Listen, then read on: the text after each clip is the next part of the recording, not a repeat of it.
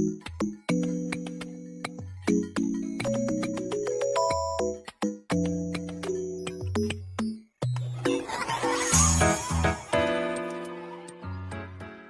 hari ini sampai hari H tidak ngapa-ngapain, kira-kira begitu. Karita itu angkanya cukup besar buat Deddy Mulyadi di angka 55, TPS. Karena di beberapa kasus ada kecenderungan publik yang sudah menganggap 55,4% strong supporter pemilih militan. Tentu nanti tinggal respon yang tidak mau datang ke TPS karena dianggap sudah menang. Nah, ini ada kecenderungan temuan data Ahmad Saihu Ilham Habibie baru tembus di angka 6 kandidat calon gubernur yang sudah mengantongi strong 6,3%. Selebihnya Acep Adang Ruhyat kita lihat 1,2%.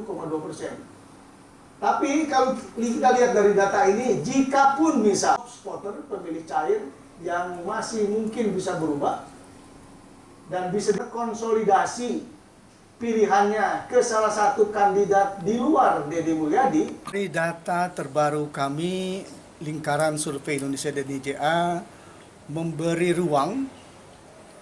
peluang untuk lahirnya calon gubernur di Jawa Barat yang terpilih secara fenomenal.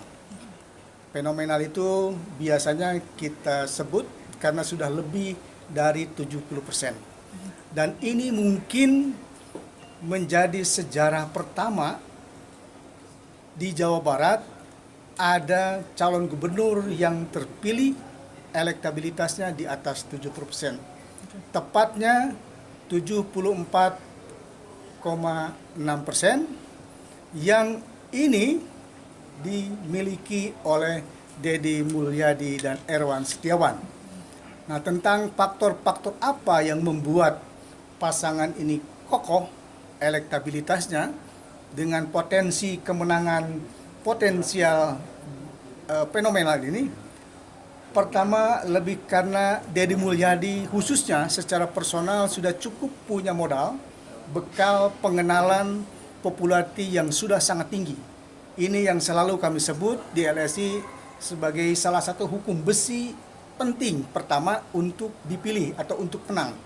Yang kedua, ini menarik, hanya pasangan Deddy Mulyadi dan Erwan Setiawan yang tingkat pengenalan dan tingkat kesukaannya itu berbanding lurus. Ini calon yang biasanya punya potensi moncer untuk dipilih.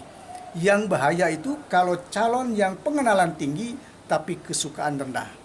Selain itu, faktor yang juga menjadi penentu Deddy Mulyadi cukup kokoh punya potensi untuk menang antara lain karena disumbang oleh strong supporter yang cukup tinggi, 55% lebih. Ini angka yang jarang dimiliki oleh para kandidat dimanapun. Kecuali kemarin kita temukan data yang juga cukup fenomenal, 70-an% lebih strong supporter di Ciamis, Pak Herdiat.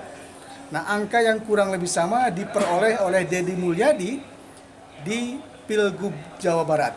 Ini saya kira bekal terpenting buat pasangan Deddy Mulyadi untuk memenangkan kontestasi pilkada di Jawa Barat dengan fenomenal karena sudah punya strong supporter 55% lebih. Meskipun ini bisa jadi good news, bisa jadi bad news, masih tersisa ada 31% pemilih yang berkategori soft supporter. Ini pemilih yang biasanya gabungan antara yang sudah memilih tapi bisa berubah dengan yang belum punya pilihan sama sekali. Nah, soft supporter ini pemilih cair yang masih bisa diperebutkan oleh siapa saja. Ini lahan tak bertuan.